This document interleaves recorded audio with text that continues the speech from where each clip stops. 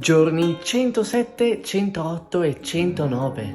In questi 3 giorni di riposo a Bilbao sono successe 3 cose importanti.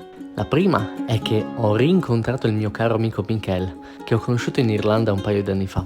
Mi ha portato a fare un giro per Bilbao e a mangiare dei piatti tipici tradizionali. In particolare le portate principali erano il carabaccio e il tancarron, il secondo estremamente buono. Come secondo evento ho finalmente trovato il tempo di riparare la camicia che voglio portare fino a Finisterre. È stato abbastanza complicato perché non avevo abbastanza filo e ho dovuto usare pezzi di maniche per coprire i buchi. E infine l'avvenimento più importante.